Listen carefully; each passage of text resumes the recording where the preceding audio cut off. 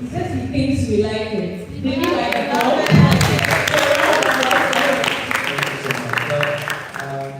I'm at the beginning of my story in filmmaking. I'm jumping from experiencing TV commercials over a decade. And yes, and that's my first project. And what I can say, I'm very, very happy to be here. And I could talk a lot. So give me a chance later on. Absolutely. You definitely get to talking to. You're welcome. And we have Stella. So go ahead and introduce yourself. Hello. Hello everyone, good evening. My name is K Abebrese, or K Abebrese. I'm a filmmaker. I specialize in directing and producing across many aspects of video production, such as music videos, short films, series, commercials, and now documentaries. I've been doing this for about 10 years now. I'm counting, and now I'm just very happy and privileged to be on this panel and hope to be able to get some insight about filmmaking and film festivals. So thank you. Thank you. Tony. Thank you. So my name is Tony Asankoma. I'm the guy filmmakers like to meet, film critic, writing tomato approved film critic. Yeah, I tell you clap because. Anyway, so I've been working in the film space for close to 10 years now. I also happen to be a jury member for AIF. Last but definitely not least, I'm K Abebrese. Okay, so I'm K Abebrese. I'm an actor, producer, and got up in the industry for about 23 years, and that spans TV, film, both in front and behind camera. And I'm also the festival ambassador for AM. So. I think I'm going to say thank you a lot this evening, but thank you all for joining us again. So, how can we maximize film festivals? First of all, what is a film festival? Once we get that out of the way, then we can go on to discuss how we can leverage on that. So basically, I'll just summarize what they are. Film festivals are basically recognitions, or there are programs that are actually put together by individuals or by stakeholders to recognize the work of filmmakers. And it comes in different forms. It can take weeks, it can take a day, it can take numerous months. But what's most important is these are set aside to celebrate filmmakers and the work that they are doing. So it depends on what genre, it depends on what geographical location that they find themselves in. So that's basically what they are. And now in history, we have big 5 festivals in the world. Even though now I call them the big 6 because I believe AI is part of them. Yes. So you have the big 5, which are we have the Cannes. Okay, so I'm not saying them in any order, but if I want to put them in order, I'll say we have Venice, we have Cannes, we have the Berlin Film Festival, we have Toronto Film Festival, and we have Sundance. So these are the top 5. So whenever you hear top 5, these are the 5 we're talking about. So that's why I'm saying top 6. Okay. Also one of the film festivals. So at least with AIF as our grounds, that's what we are going to use as our bearing. And I'm sure most of you have seen a number of programs online about Cannes Film Festival. You see the red carpets and then cameras all over the place. You hear scandals here and there, but then basically the whole point is to celebrate filmmakers. And I'll start first of all with our first time filmmaker. You are in a film festival this year. Would you say this is your first ever film festival? I can say yes, and I can say no, and what would be true, because I was the first film festival that selected my work, which made me really, really happy. And meanwhile, we had a chance to be screening beside the competition in Malta, in the Mediterranean Awards, which is a festival that has 3 years. It's quite big, but I mean, over there, we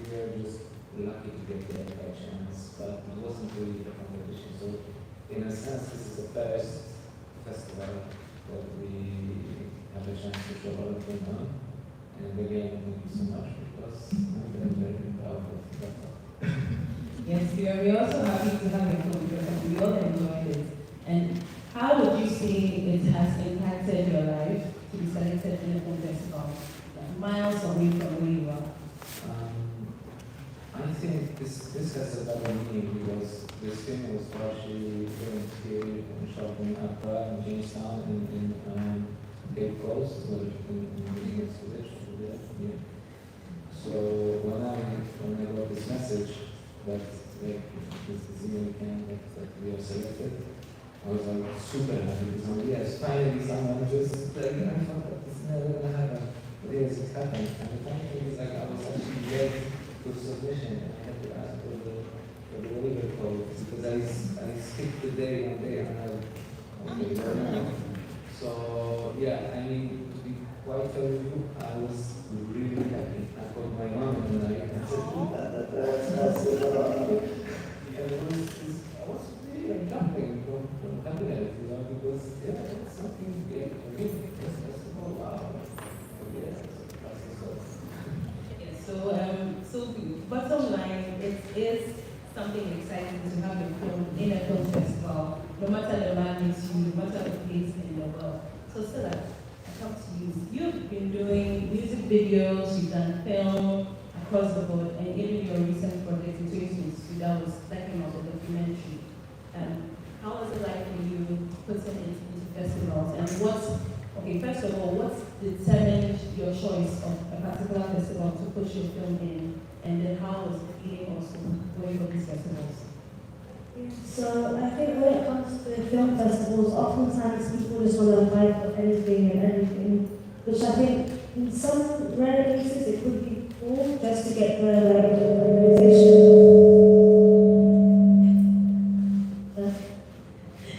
accreditation and everything. I do think that as a filmmaker, if you really want to make impact in your career, it's very important to actually research the film festivals and if they actually tie into the genre of your films, because that's what's actually going to help you. Everyone hear me? Yes. Hear me? Yeah, I feel like when you actually specifically research film festivals, like there's some, maybe you have a film that's like a francophone film. If you're putting it into French like film festivals, you obviously know that there's a target audience for that already, compared to maybe you have a horror film in your submit it for a drama film festival, and you can't get upset if you pay $25 or $50 and you're not shortlisted. So I think number one, research is very, very important. And I also think that it's also important, even before you've made your film, I think you should always start thinking about some of the film festivals and what previous candidates did in their films to be successful. Not to say that you have to copy their film like word for word, but just see what was this person's background, what kind of film festivals or filmmaking strategies do they have. Because a lot of the time I think that filmmakers, you plan every aspect of filmmaking or the actual film, but you don't actually plan the marketing and the festivals, and then you don't really get the desired outcome we were expecting. Our film was like a waste in a sense because we didn't really get to reach the eyes and the audience. So I guess research is just the overall foundation in everything and through the right sectors. And about your project, the City of Bochum, and getting into film festivals. So you just stated now that you have to be strategic, you have to know exactly. So what informed the various festivals you did for your documentary? So with my last project, City of Bochum, it's a boxing documentary, and I haven't in some cases any film festivals. I just did a project as like something fun. But what actually did happen, that I would advise people to do on top of film festivals, is to also reach out to institutions that like that kind of thing. So what happened with me was I had a lot of institutions in Europe and America, from universities, from organizations that promote Black history and promote sports, and they wanted to screen my documentary within an institution, which is very helpful because it helps to retain some kind of exclusivity. And obviously, these universities and organizations are very prestigious as well, so it really helps when if you then take that to pick the next person and like, well, how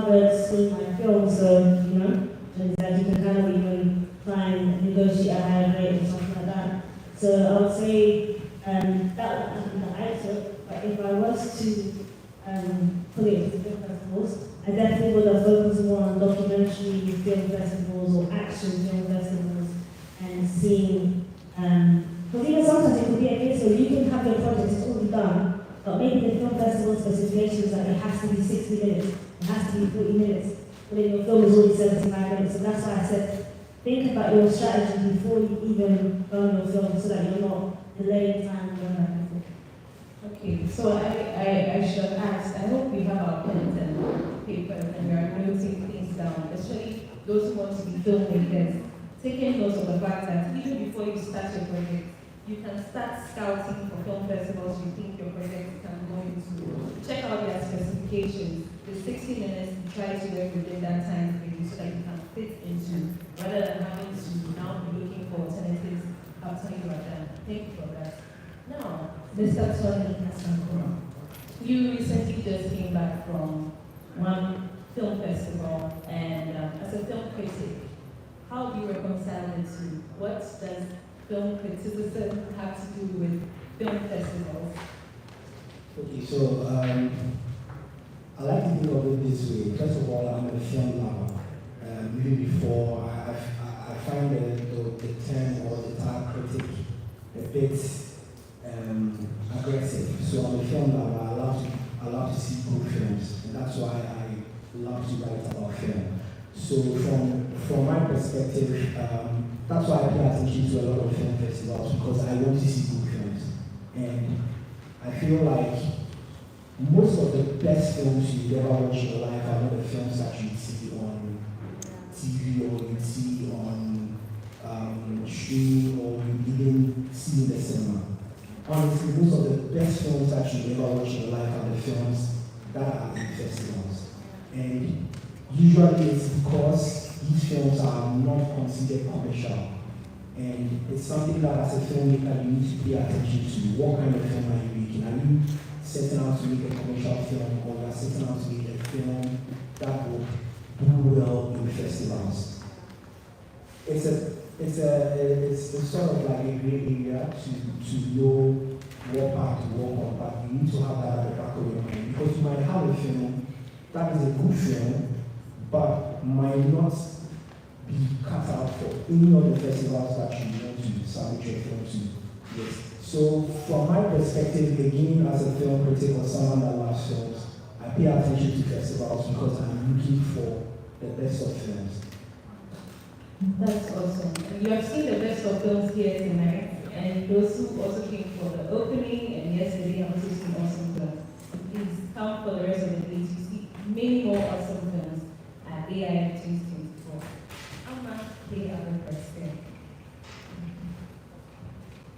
You have been through it all. You've got a t-shirt, you are wearing it, it's even worn out, and but you're still sitting here with us.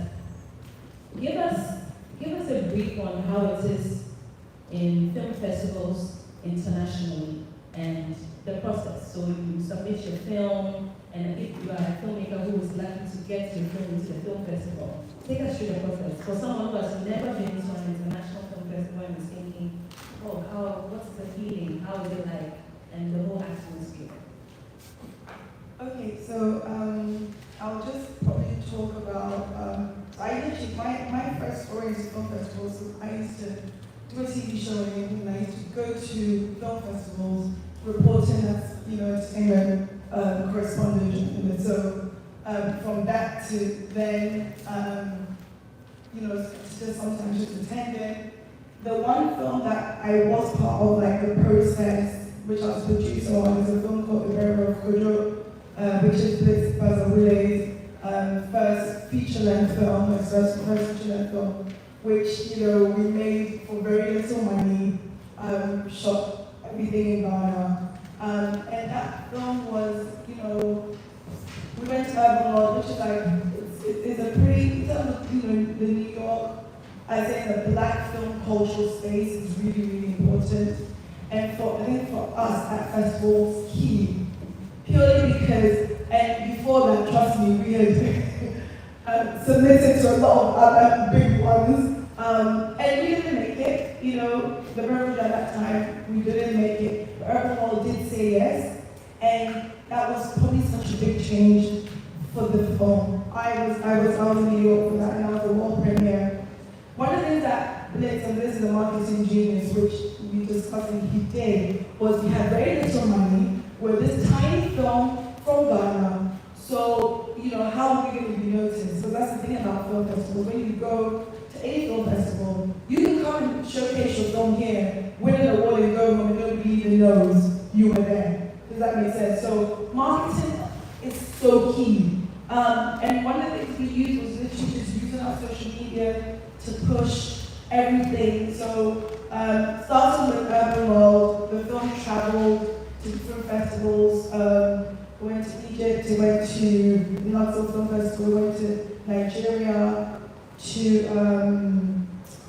the film festival, but we went to London too. So we did a few film festivals, but I will say that first film festival and the fact that we managed to generate as much noise without having the money to pay publicists to spread the noise. Let's call it everybody he knows.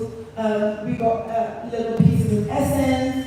He invited everybody he knew. You need to do the noise. That if you're going to a festival, it's not just I'm going to sit down. You need to be active in spreading the news that your film is in XYZ festival. So we did that. We made all the noise. And one of the things about being in New York, one of the things about Americans are so bold when it comes to hey, what's your name? Being a Ghanaian and also growing up in the UK, I feel like a lot of us are not as bold into network. Americans are different. So you're being in that space and just being there, everybody's just like, hey, what are you from? Take my details. Network.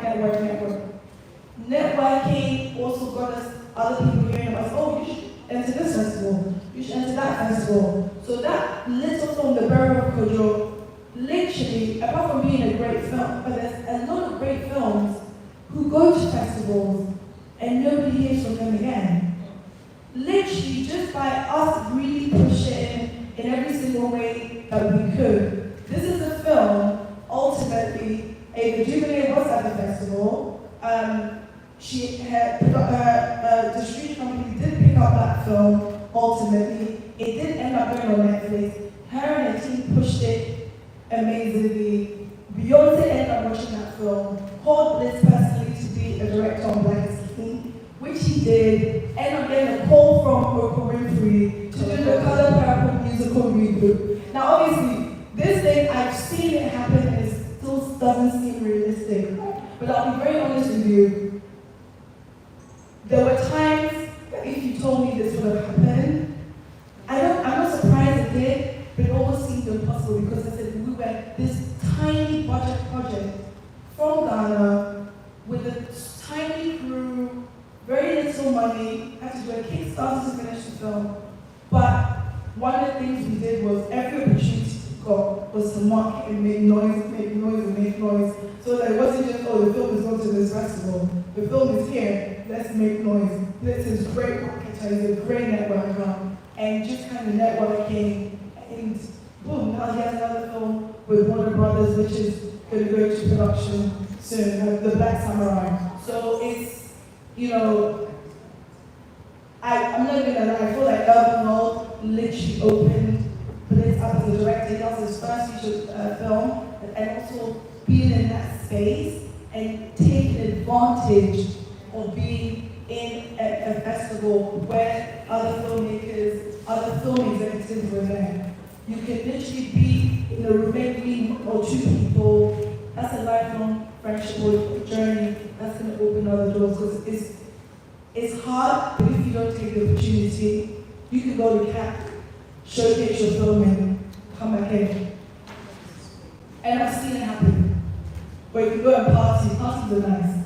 I've been to Cannes. I was at MidCon just last November. And yeah, lots of people were there and they finished and sometimes nothing comes out of them. So you really want to start being at the festival, utilize the space, utilize the contact, network, and you need to make sure your film is also marketed. Any festival you go to, make all the noise. Make all the noise, and it's always a ripple effect. Duly noted, and I hope the filmmakers here are taking note of it. But now let's come down to our red one. Stay with you, our level. I mean, Up to our level. Up. Okay. We're not down, sorry. Thank you for We're that. very up.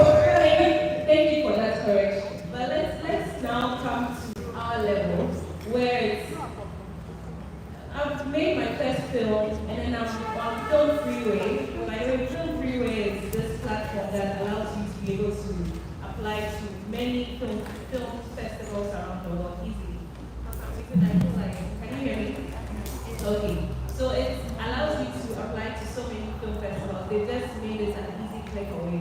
So that's Film Freeway. So I go on Film Freeway and I'm seeing so dollars. This is dollars. This is my film name, and I've spent every single penny of my film.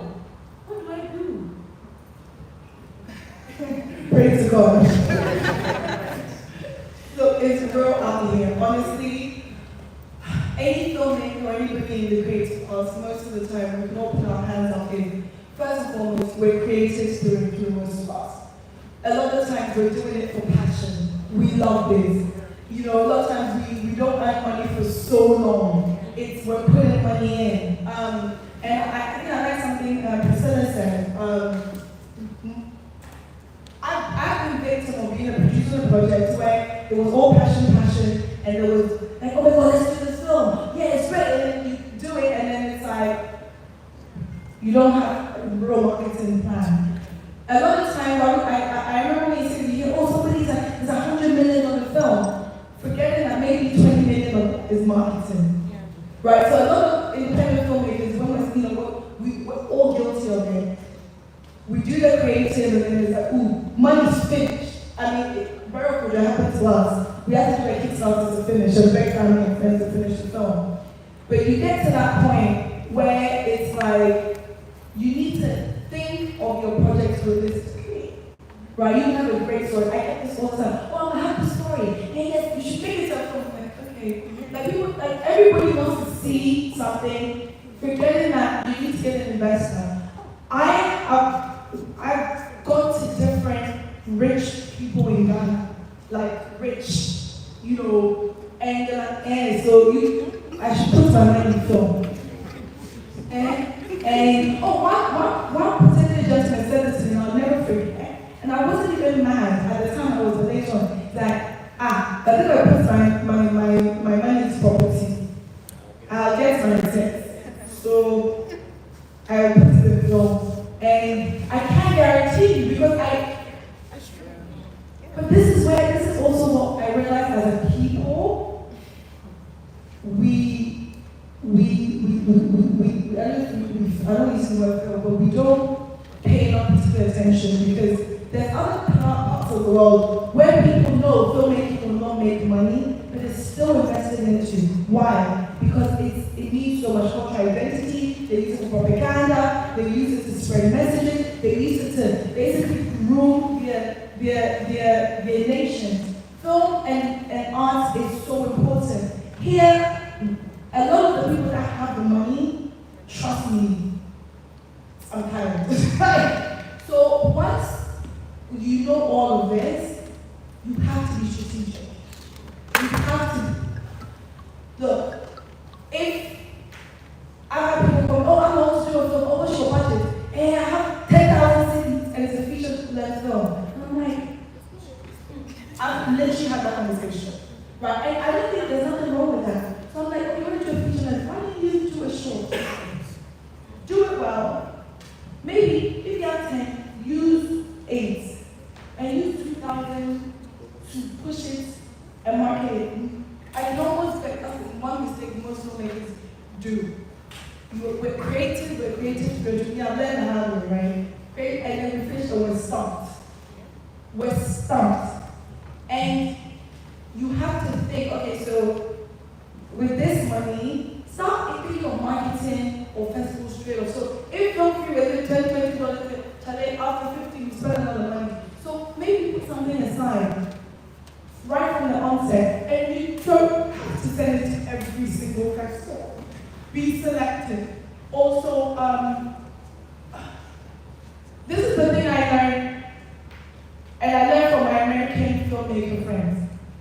One of the things is, and it happens to a lot of people, sometimes there are some festivals, prestigious or not, that you can enter, nobody knows you, and you get selected. I'm learning the more and more I go into the industry, it's not always the case, the higher up you go. So, who's the boss person? So for example, a lot of Sundance, they come out of the lab. So if you go through the Sundance lab, the chances of your film being selected as Sundance is more important. A lot of times, you know, what noise is generated around your film before Cannes is dinner? Because someone told me like a very like, do you think sometimes these people sit and watch every single film? Tony! They may not. So it's like, when I learned this, it kind of changed my whole mindset. They're like, look, sometimes they literally will go to Google, maybe they'll watch 10 minutes, okay, let's give you 20 films. So they start Googling, what are people saying about this film? Oh wow, this film, boom, you're through. They won't admit it, but I've heard it, right? So, and obviously some film festivals are meticulous and they sit people in a room, they'll fly down and they'll sit there and watch every single film. After COVID, that changed. People were being sent logins to kind of watch and things like that. So chances are, they'll tell you they watched it, you don't know. So I'm learning that, especially in this day and age, TikTok, you know, you could create a TikTok, it's whatever, finding fun ways for your film to be visible as you go to a festival, so that you're not just spending all your money and who knows, right? And also, I think like a lot of some of these festivals are also just there to make money. There's no two ways, but I don't know, like, hey, how do you keep up? How many of these festivals? So do your research about the festivals that, you know, are they, you know, what are they doing? I don't even know now, what are other people saying about it?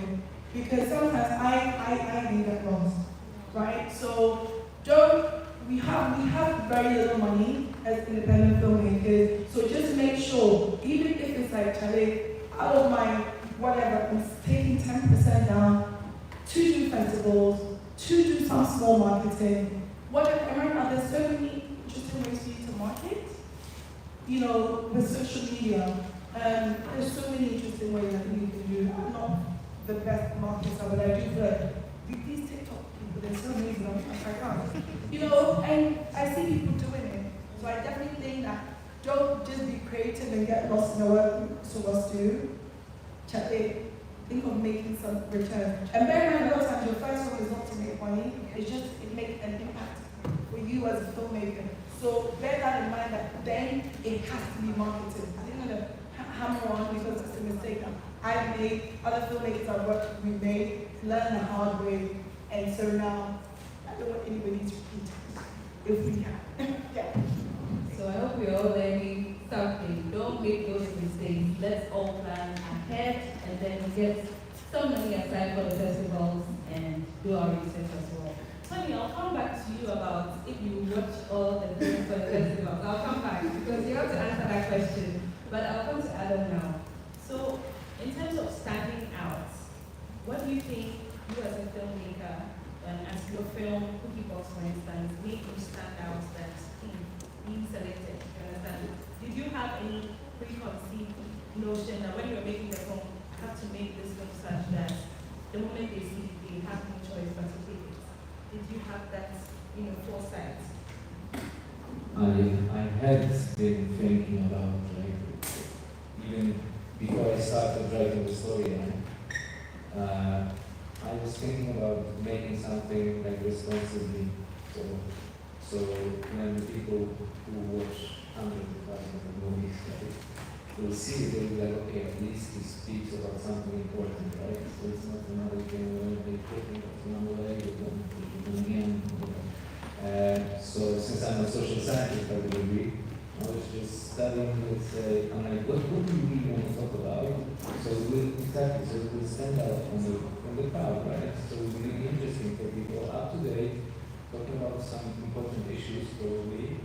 And then slowly I started to Google up, but thinking about the fact that, yes, as my editor, Peter, said to me,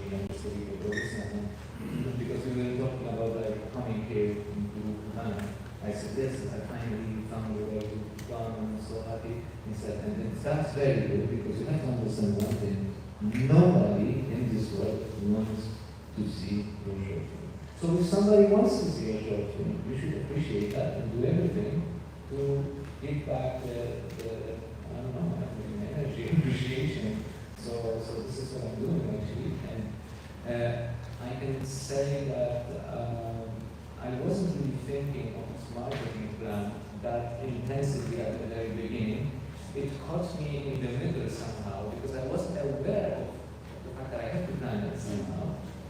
I come from advertising industry, right? But as you said, when we start to become creative at some point, the world doesn't exist. So at some point I'm like, okay, I have to get back to like, okay, who's going to do this?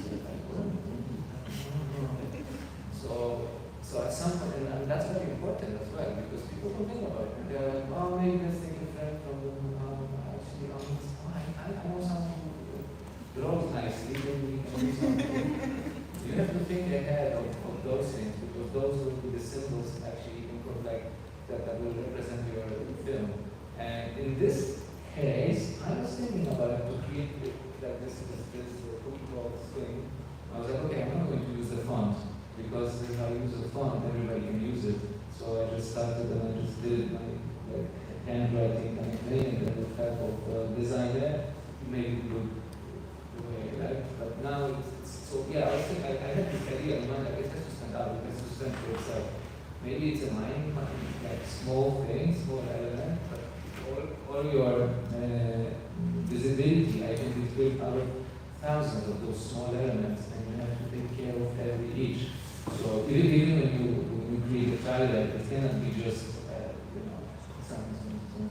It's very important to make it happen like the way it should be done, and then you have to rewrite the session music to do it. Well, there is a lot, and when people like me have to deal with those things themselves, obviously I was trying to build a team around that. Sometimes it is overwhelming because, yes, we don't think about those things when we are creative, but we have to. So, yeah, I hope that makes sense. Yes, absolutely it does. And it worked. That's why you're here. So congrats on that. Now, still, film versus other media like music videos. For instance, music videos don't necessarily need to be put in festivals.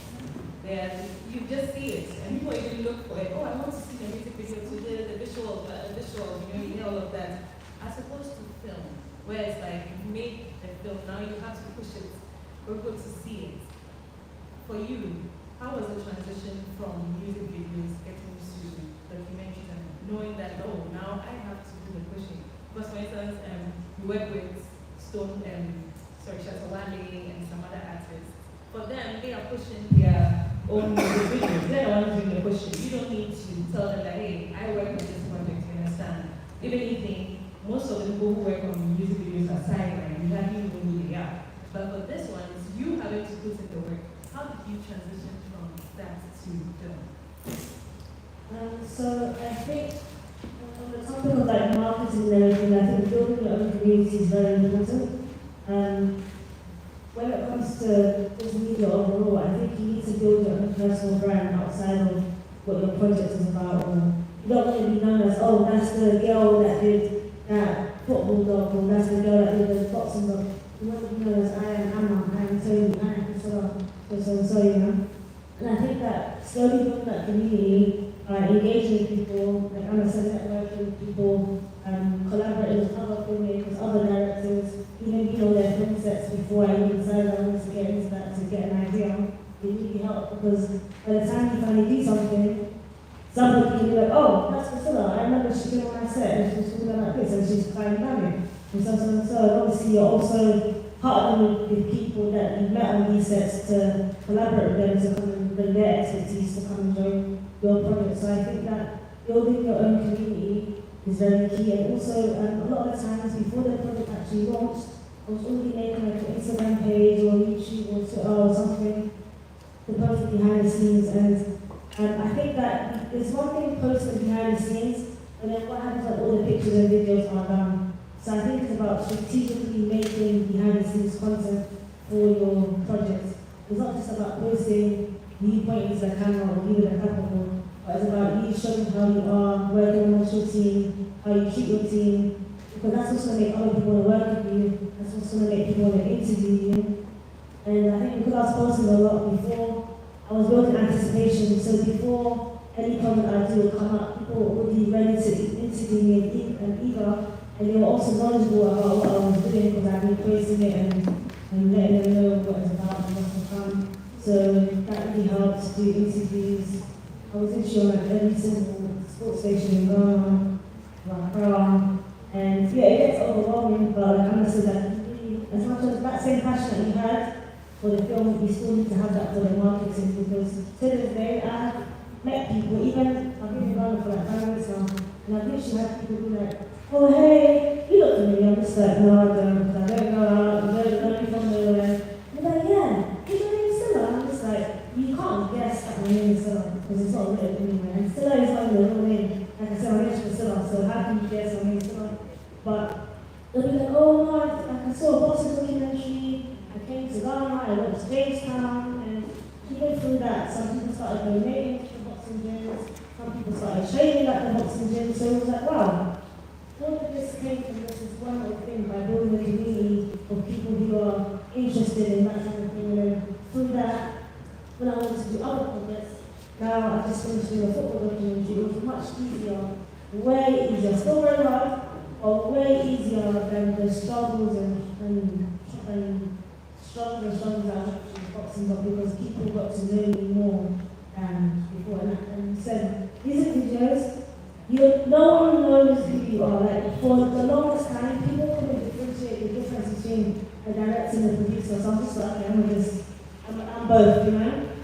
And it's only when I did a video in Ghana for an artist called K Abebrese, and this TV station called Foresight TV, and they put my name there as Abebrese, and I woke up to like 5,000 followers, the random Ghanaians, and madame, they were calling me mommy, and I was like, we'll call you auntie, mommy, empress, queen. I was just like, what's all this about? But I used it to my advantage. To love it. If you call me mommy and queen, then I'm gonna like still let you know what I've got going on, because they're always sharing it. My mommy has done this, my queen has done this. Empress. They love empress. They love empress. Usually someone actually doesn't taste it from. They actually said to me, you said to artists because you're like tasting someone else. Yeah, but it's all part of the community, you know, it's all part of the community, and those are the people that's gonna parade their way in the streets. So yeah, I want to say keep on posting. I'm somebody today, I'll post tomorrow, but I think I only do that because I've posted for such a long time that I don't regret it. But even now, I'm like, okay, stop trying to do this serious and stop being trying to post everything. So yeah, guys, I always encourage you to post everything. Even if you think nobody's doing it, right now there's like what, 50 people here, or 60 people here, right? If you get 60 likes, you might think, oh my gosh, I've got 3,000 followers, I've only got 60 likes. But as you guys are in the room now, there's actually quite a lot of you. Everybody came on the stage and be very overwhelming, you know? So keep on posting, keep on building a community. Sometimes it might feel like a bit of beg. It might feel like, wow, like I've sent 5 broadcasts and I'm getting airs, like no one was wondering, but trust me, we've seen it. Now, not that I see, there's been times where like maybe somebody would send like a link to their work, and it's all my nice and watch it on that. I get to the, you know, I use Excel Sigma, so the data, I don't know if you guys have ever seen it. The evil that they've done in this world, I'm swear, it's the best network, like, is the worst. There's something that, oh, my data, and they'll be like, hey, did you check out that? Yeah, I'm watching it. What's your favorite part? I'm like, damn, let me just quickly watch it now, because now I've been quiet, you know, but follow up, keep on following up. No one's going to block you. That's one thing for sure. No one's going to block you unless you're like a toxic ex. That's the only time you get blocked. Other than that, no one's going to block you for creating or showing your work. Unless they're a hater, then at least if they're a hater, they do something good as a hater. Wise words from Auntie Silla. No,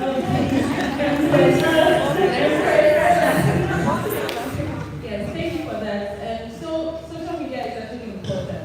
As much as, you know, doesn't mean that you should fake it and then, you know, overdoing it.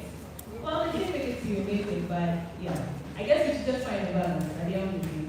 So I know most of you are coming from work and probably didn't get a chance to grab a bite or something. There's a stand outside and they have amazing food at subsidized prices just for AIF. So if you want to grab a bite, you can just quietly go to the back and then grab something as we're having the conversation, something to munch on, to make it more interesting. Tony, you know I forgot. I hope you didn't think I forgot. So I'm coming for you. Now you are one of the people behind the scenes in film festivals. You are one of the people who's watching the films and deciding that, oh, I like this, and all of that. You're doing all of that. Tell us what goes on behind the scenes. Please don't hold anything back. Okay. So I thought I loved film so much till I started judging festivals, right? Because it's a different thing just watching film for fun. It's a different thing just binge watching 2 seasons of Grey's Anatomy in 3 weeks, right? And it's a different thing having to sit through 72 hours of film. And that's how I feel when I'm judging films for every festival. And I happen to be on the jury of six different festivals. Oh, clap for him. So you can imagine 6 festivals, and I've been doing this for, let's say, first time I got to be part of the jury for a festival would be, let's say, 5 years ago, right? So 5 years till now, imagine how many hours of film I've had to watch, right? And you can imagine the process of sitting through this year for AIF, there were a total of more than 500 submissions. And when I'm looking at these submissions, again, I don't look at them as 500 films. I look at them as the number of hours of my life I would have to sit behind the computer going through the films. So you can imagine how tedious that process is. And I must say something that you really pay attention to if you're a filmmaker here. It's easier for the jury or the festival to select your film if there's something they have, something you can see or find on the internet concerning your festival. Because then I know that, okay, if you are taking the pain to at least have a couple of publications around the film on the internet, then it makes it easier for whoever is judging the film to know that, okay, I don't have to, particularly if we are talking, this is a short film festival, but imagine you are judging feature films. The ones that are most difficult are the feature documentary films, like the feature-length documentary films. I've sat behind a 3-hour film that was submitted to the festival before. Personally, I feel like I owe the filmmaker a duty to sit through the film because they took the pain to make the film and also submit to the festival and also pay the submission fee because bear in mind, submitting to festivals is not always free. There are some big festivals that you have to pay as much as even $100 to submit, right? So I feel like I owe the filmmaker to sit through the film. So imagine having for a session or for just, let's say, this year's edition of AIF, having to sit through, let's say, 150 hours of film. Wow. Just imagine, right? How it's going to test your patience. The another part is the internet. There's one thing I hate about this country the most is the internet. So the pain of having to sit through all those films, you the filmmaker should also put yourself in the shoes of the festival jury, right? And think about what can I do to make their work easier, right? That's where what Amma said comes in. At least, as part of your submission, make sure that everything that is needed for the film to be presentable is added to your submission on Film Freeway. So you list all the articles or publications that have been done about your film. You make sure you add a trailer, you make sure you add your synopsis, you add the director's statements, and everything that will make it easier for. Because sometimes the film might start, and when I started judging festivals, the first festival I was on the jury for they sent the films without anything attached to it. So you just receive the film, no synopsis, nothing. You just receive the film. So you are going into the film almost blind, right? So I got used to it, and now I don't really have to look at the synopsis. But sometimes it helps when I know there's a synopsis that I can quickly look at, and then maybe fast forward the film a couple of minutes to buy time. And also know that you are working in good time, right? It's not like the submissions coming from the beginning of the year, you have from January to July. No, you don't have all that time to judge the film. Sometimes you have just a month to go through 150 hours of films. I'll stress on the hours because that's how I see it. I'm not going to say 20 films or whatever, 150 hours of film. And it would help if I could read and see that, oh, this film got into so festival, this film won an award here, this film is doing this or that over there. And I'm like, okay, let me pay more attention to this film, right?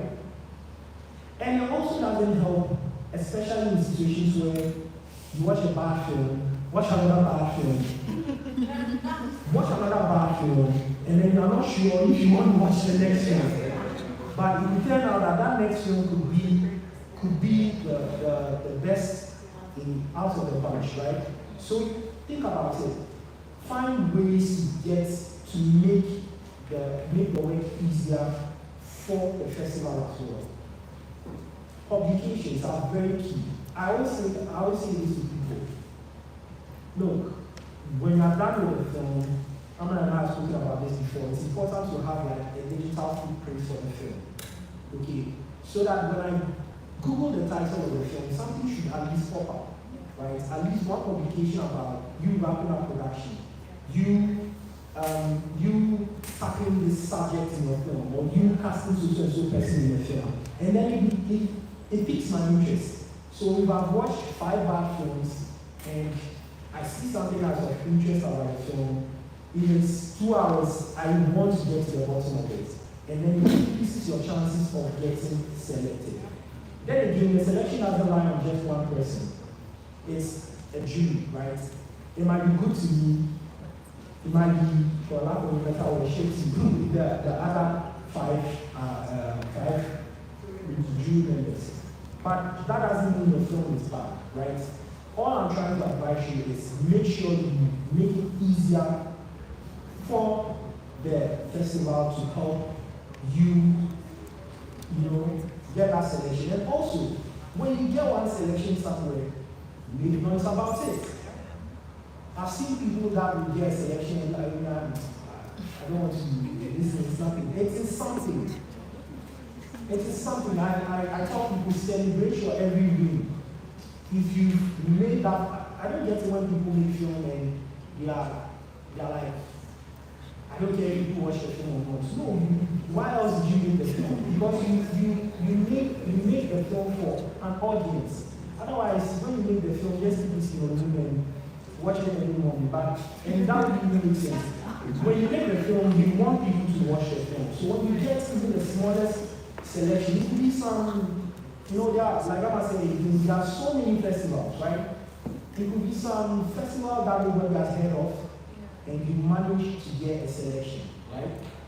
Post about it on your social media. Because get some blogger to write an article about it. Just leave that digital footprint. It piques the interest of the jury, right?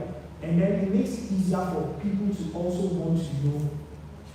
There are some films that get into festivals not because they submitted, but because the festival organizers heard about the film and they will come for you. They will reach out to you and tell you, have you heard about our festival here and here? Are you considering submitting to our festival here and here?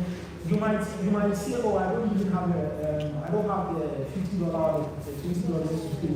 And we'll say, okay, here's the waiver code. And then, yes, right? And look, the most important thing also, when we are speaking of the impact of festivals, the most important thing about festivals is the business that comes out of it, right? I have been in some spaces that I found out that people were just there because they wanted to find the next person to do business with. And usually they are festival gatherings. It could be that unassuming guy who is sitting there like, just minding his business. He could be your next investor. He could be your next collaborator. It could be that special DOP that you need to, bring out the vision that you need to make that film that you want to make. So that's another important part about festival. Even if you don't get started, even if you don't get selected, and you know this is the circle that you want to be in, make an effort to attend this festival. Make an effort to get closer to, the organizers. You might know, the following year, you get everywhere a few overflow, right? And then it makes it easier for you to, reach the wider audience with your film. Thank you so much. Very nice. A round of applause for you. He would know because this year he got selected and selected to the Ghanaian Film Fest, and they had to go through 499 submissions, and he was one of the 4 film critics who made it out of the 30 that were selected. So there were 26 filmmakers, and then there were 4 film critics, and he was one. So you know what he's talking about. When you tell him so thank you for that. But I'll come to you because you know how you said get a blogger to write about it. It's not every blogger. But why would I think that back. When he goes to 1, 2, 3, and they think about a reputable film about something that's serious, maybe you've done a film about sexual abuse, and then it's gossip 1, 2, 3. So I'd like you to elaborate on that. But before that, I'd like to say that if you have any questions, start gathering them. So after his submission, we'll come around with the microphone for your questions and submissions towards this panel. So please, elaborate on that. So let me first take that back. Don't use any blog. What I was trying to say is at least try to get a digital footprint of the film. So there are reputable platforms that are one of them is called the very small psychology issue.com. I don't know if you heard about it. So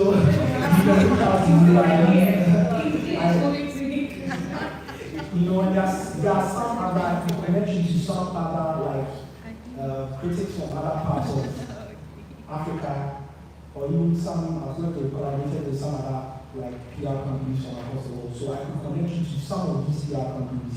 And then again, bear in mind, like Amma said, always try to have a budget for that.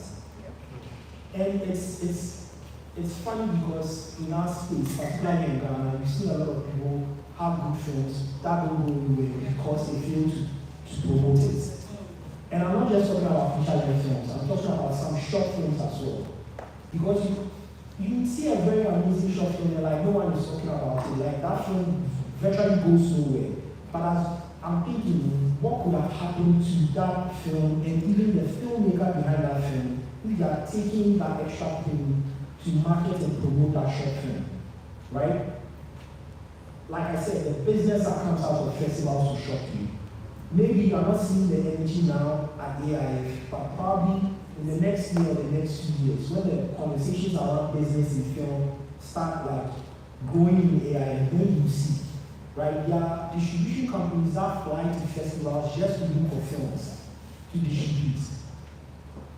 Think of it, just imagine, even their television networks start going to festivals just to look for content, right? So if you are not making that effort to get your film there, what happens? So yes, please, I take it back. Not just a blogger. Don't just go find some gossip. Okay, gossip is something. Go and find something.com and then just publish, because it might get lost in the conversation, it might get lost in the noise, right?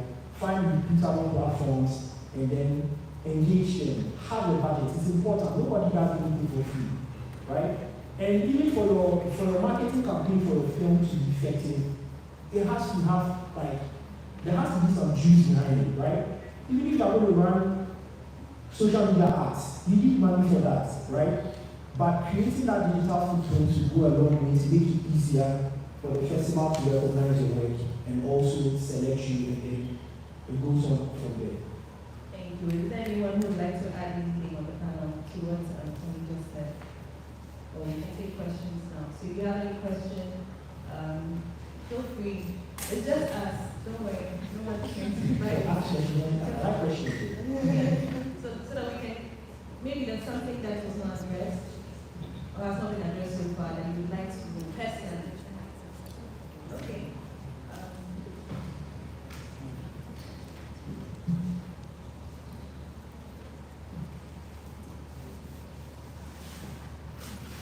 Okay, my name is K Abebrese. My question goes to Cookie Director. So, when you made this short film, what was the goal for a feature or a proof of concept? It's a good question, because at the beginning when I was doing this, I felt like I don't want it to be a feature. Like I need one, because I want this to be like this and that was made for sure. But then when I realized how hard it is actually to get everywhere, we are talking about the potential and this and that. And as Tony said, that there will be possibilities to do some networking here and there. I'm like, okay, never mind, if somebody would like to develop this into the future, yes, of course I would love to do that. So my approach changed, because I felt like, okay, why not? But at the very beginning, I wanted to make a short film, but having in mind the fact that I wanted to make a short film which is a bit different, like fast-paced, compressed, compact, and entertaining in a way, because I think I think I talked too much. But no, I mean, to answer your question straight, I didn't have this idea. I wanted to make a short film without this idea of developing it further. But now I think I would be happy to develop it further, because I feel like there is a lot of space where you actually do more, develop the characters, and just people who go further. Anyone else who doesn't have a question? So meanwhile, don't forget, we have some munchies out there that you can go and grab while we're having this discussion. Hello everyone, my name is Accra. I wanted to talk that I came here for food, but the discussion got my attention a bit. Yes, speaking of film festivals and the importance of it, first of all, I'd like to commend Accra Indie Film Festival for the past, I don't know, 4 years, 5 years, 6 years? 6 years. And I am a filmmaker here in Ghana, and all the 6 years I did not attend one event. So I was here on the opening ceremony, and I'm here on this kind of discussion. So I'll just say I'm sorry. And I'm very, very happy to be here. Now, I'm one filmmaker who has seen the huge potential and the benefits of film festivals, which is something that's absolutely not, that needs to be explored a lot more in this space. But what needs to be put in consideration as well, when it comes to the kind of movies you make, there are two intentions that you may have. One, I put it into two categories. There's commercial success and critical success. I did this movie called Go Post Now. I don't know if y'all heard of it. It's on Netflix. If you have not seen the movie, please check it out.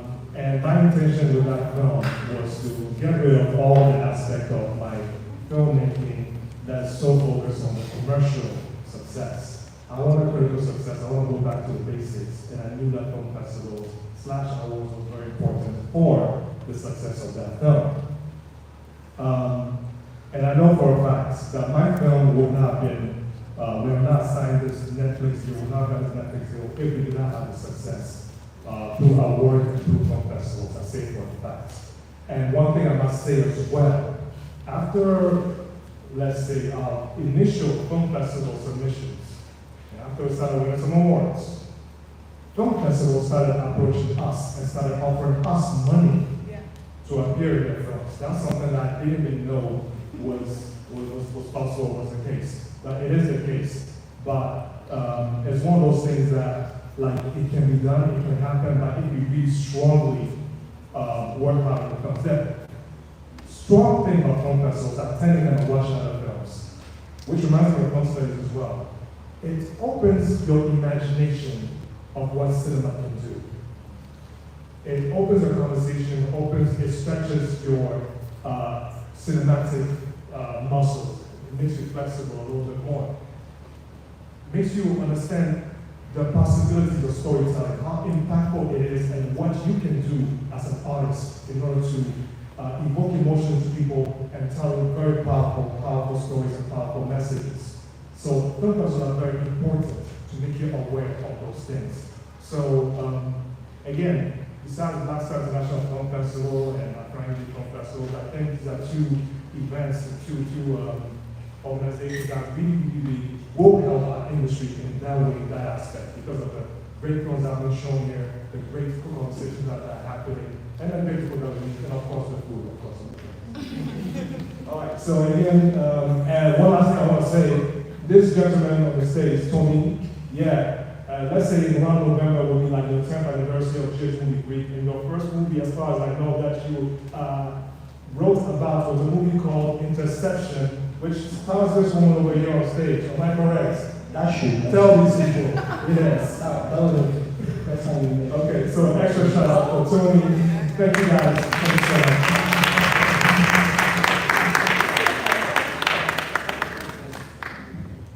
That was interesting. And another advantage of being in the film festival is the fact that you get to be in the same room with an AMVCA award winner.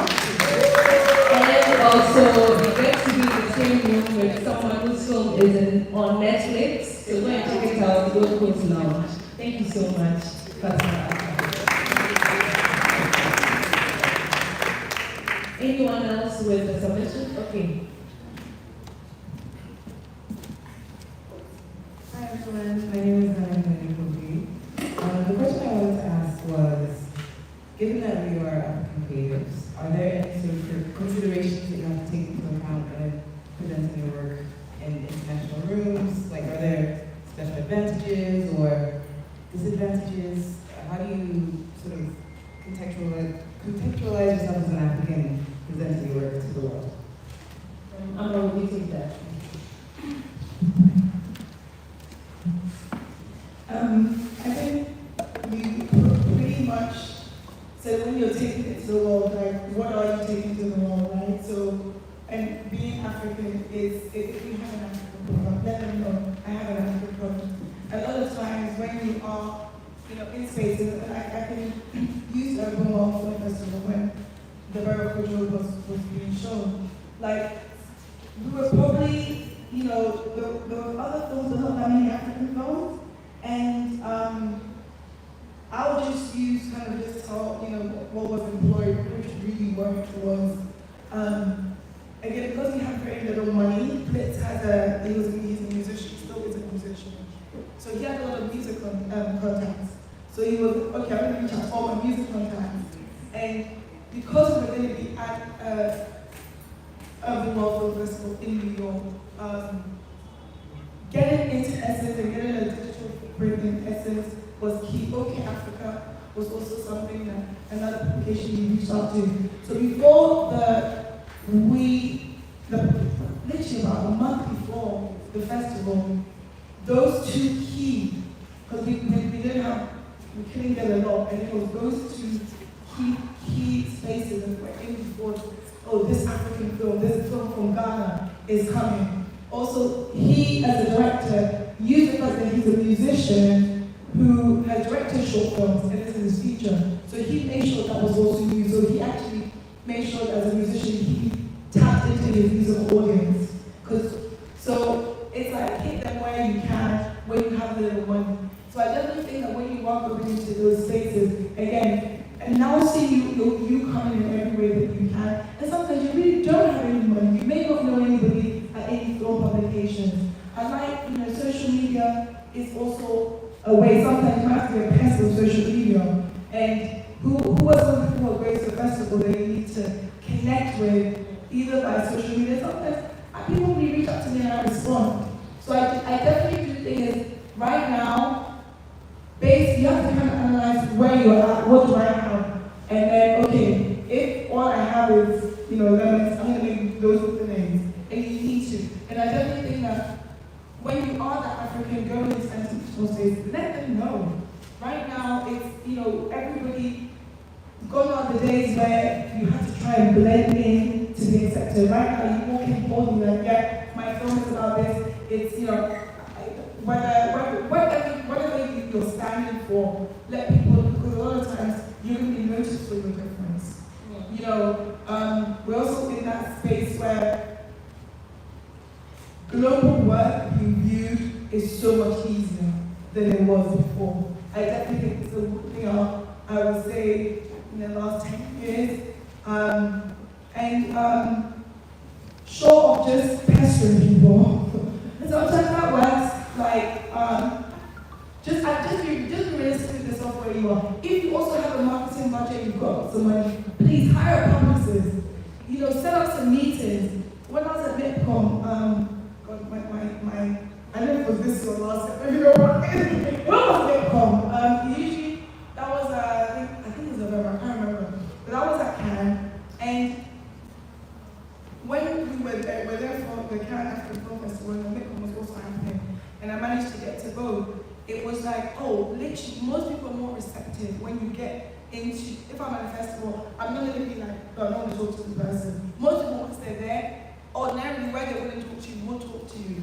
So it was like getting invited to like the parties, I managed to go to some of the parties with some really interesting people that I didn't even think, and it took one other filmmaker we met, that's so long, because it was like, hey, you're from Ghana, we like you, come.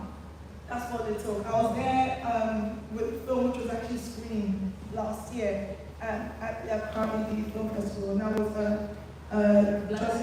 Black Savior, which was children's film which I was in. Yeah. So literally that film went in there. So I always say that go in there, show them that look, I'm African, and sometimes you let them look, this is my first time. I don't know, or just ask. People I find are so receptive, especially when they know it's that kind of space.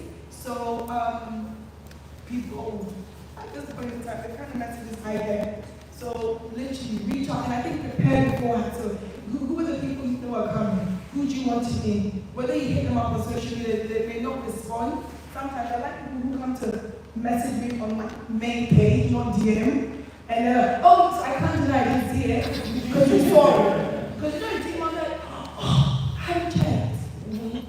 And sometimes I haven't honestly checked. But when it's on, and if there's only like 20 comments on a post which is unrelated, some people say, please, I've sent you a DM, please check out, it's about coming to this film festival. 90% of the time, if I know this other filmmaker is going to be there and it's on their main page, they will look at your message.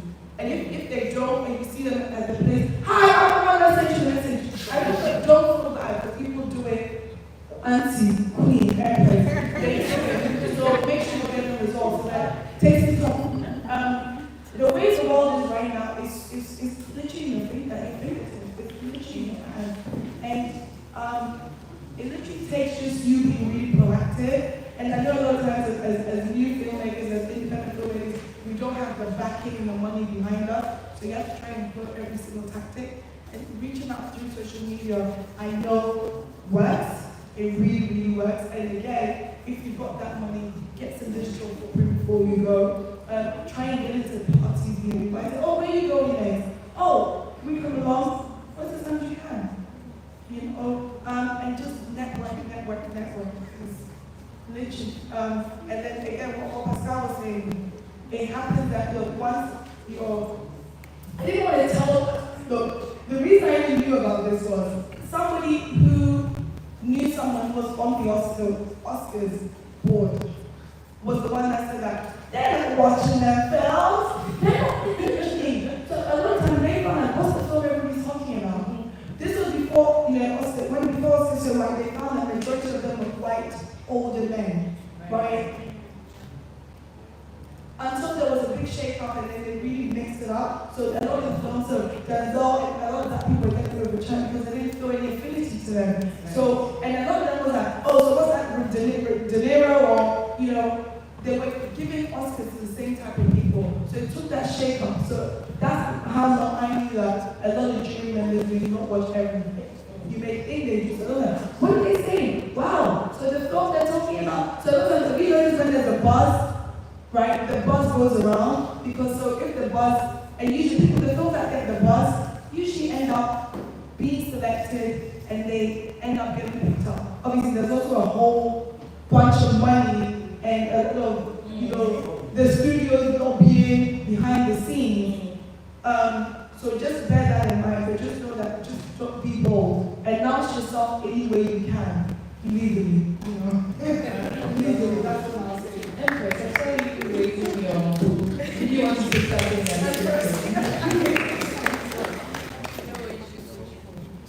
Well, guys, we're not going to start this argument every Let's just off it immediately. Yeah, I think everybody shares very insightful things, and everybody says things are very, very true. What I just want to say was that a few things. Budget is always the number one thing that kind of stops us from creating, right? And I think that to create, you really just need an idea of that. Bring it down, right? I know something you think about, I need to pay for this, and I can really transfer, I need to pay for data, and hard drive and stuff. I get it. But I think that one thing that really helped me, because I started my career like 10 years ago when I was a teenager, and I was working part-time, and I lost my job because they said that I kept on cancelling my shifts to go and produce music videos. Which is like, well, why wouldn't I? Like, if a big artist is saying it's not easy shit, why would I go work in the supermarket, right?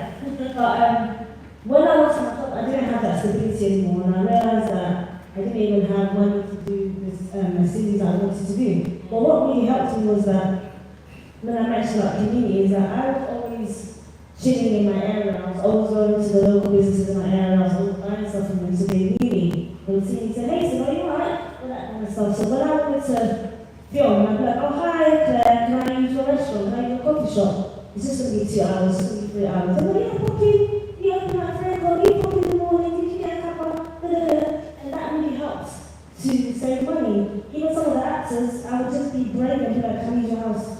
Can I use your house? Yes or no? But like, yeah, can you use the house? I'd be like, oh wow. Like, you know, that would save a lot. So I think that, you know, we all have our favourite Manchester that, you know, is on the roadside or has a little kiosk. We all have our favourite K Abebrese at the Bonnie Junction, who does this, and we all have friends who have cars and have little things. I think that we need to utilise our relationships because that's going to help take a chunk off the production costs. And then we have more money to pump into other areas like post-production to get skilled editors or colour graders or sound mixers. And that's another thing as well. We prioritize on editing and colour grading, but we need to also prioritize on sound mixing, composing. I'm sure Pascal will be able to talk about this a lot.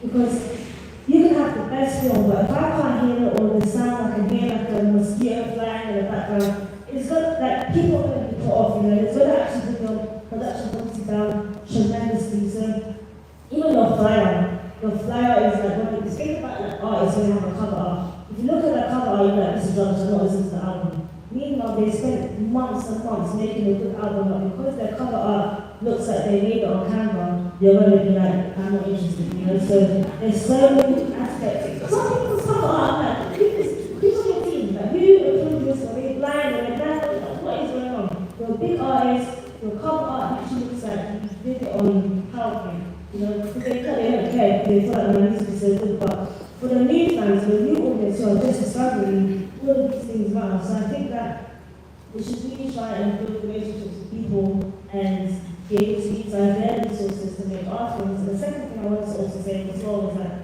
you might think, okay, I have no friends, and I have nobody in my area, right?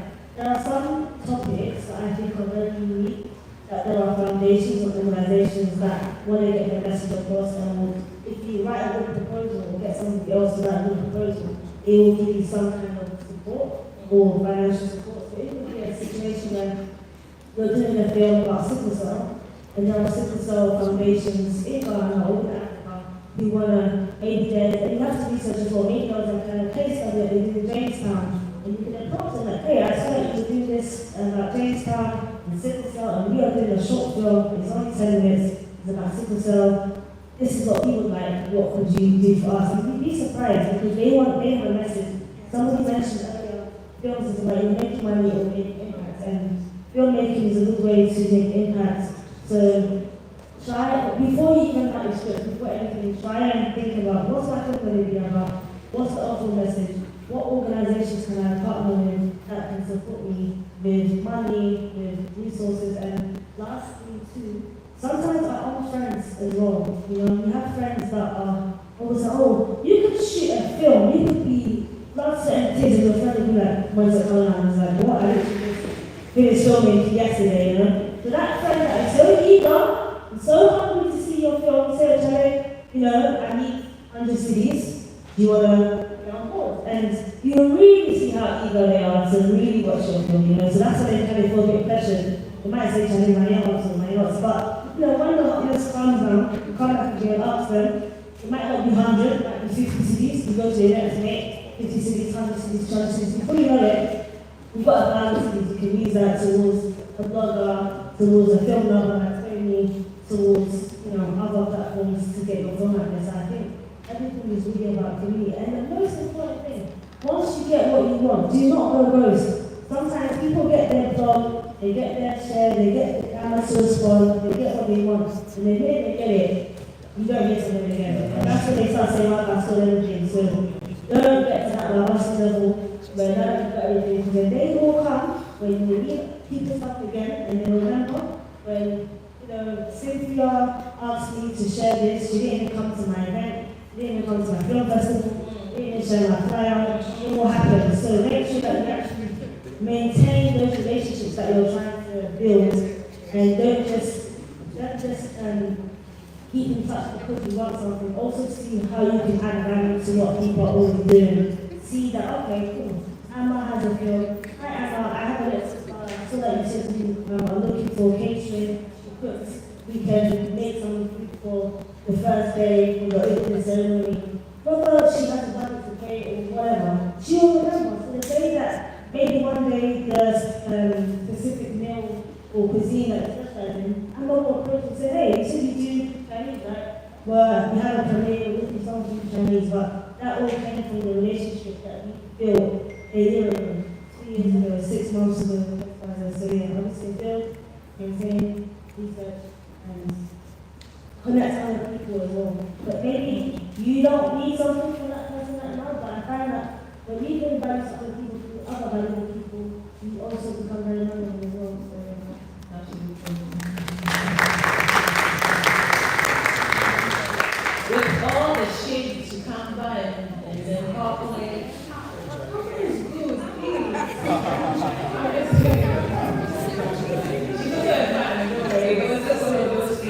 But yeah, I just wanted to add to your question about being an African and standing out. I do realize that there are a number of big festivals, even in Cannes, they have a corner for African films. So everybody's realizing that the big film festivals are, you know, kind of sidelining the African community. And through no fault of theirs, I mean, they have to concentrate on what is readily available to them, right? So in a bid to kind of make us also feel welcome, we have corners like the Diversity in Cannes corner, then we have another one too, I just forgot right now. But then there are so many other little corners in these big festivals that are providing Black filmmakers, African filmmakers opportunities to also feel like they belong to a society or a community. So just find out which ones they are, and then do your best to connect yourself through them, and then get to the bigger stages as well. This has been an enlightening conversation.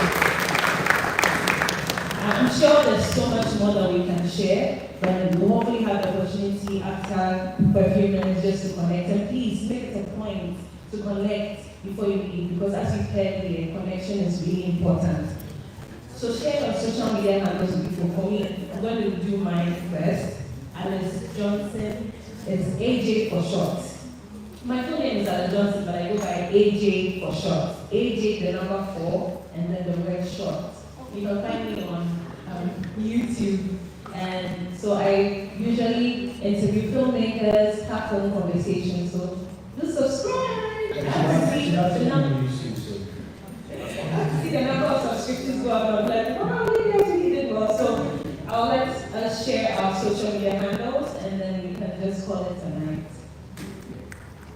So thank you so much. So I would like to invite you to my Cookiebox Film page on Instagram. Just type Cookiebox Film, and also cookieboxfilm.com, where you can find more information about the film. Same story for the Facebook, Cookiebox Film. And if I can, I would like to invite you to my Instagram, which is Ian Cassette, where you can just check some other works in the past. Instagram, Twitter, LinkedIn is Sila Owusu, that's SCILLAOWUSU.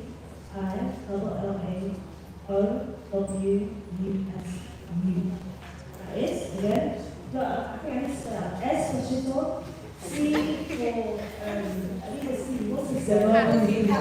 Cookie. Yeah, you know, cookie, the follows together. C for cookie, I for Inchina, L for, what's L? What's L? Lamani, O for Lamani again, A for Abebrese, O for Mutual, W for Wache, oh, U for Wache, umbrella, S for, you can't say Sobolo, S for Sobolo, and then E for umbrella, you can say it. Quickly, sorry. So I'm not that difficult to find, so just look for GHU Food. GHUFood.com is the website, and GHUFood can also transfer platforms, except Facebook, because Zuckerberg kicked me out for whatever reason, I don't know. Yeah. So, yes, GHUFood.com, and you can reach out to me. I'm not taking the mic from me. Like, why do you share? I'm just kidding. Okay. So it's just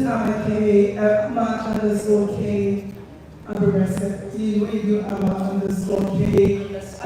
it usually pops up because it comes to so when that's Twitter, Facebook. I mean, she's famous. She's very famous. All right. Thank you guys so much for being a wonderful audience. And yeah, this has been day 3 of AIF. Tomorrow we have an amazing lineup we don't want to miss. We are moving to Alliance Française, and we're going to have our open air cinema. Thank you. Open air cinema, and we're going to have conversations also with our filmmakers. So if you don't want to miss it, come around and have conversations with other filmmakers. And Friday we have a concert at Alliance Française. Then thank you. And on Saturday we crown it all with that award ceremony. Have a wonderful Elsie. Over to you. A round of applause for our beautiful panelists. Conversation. I hope you learned something because I did. Like she said, we have food outside. If you want to think about the bike, you can pick the food up. But then also, we'd love for you to wait behind so we can take some pictures. So if you don't mind, just listen to the time. Thank you very much.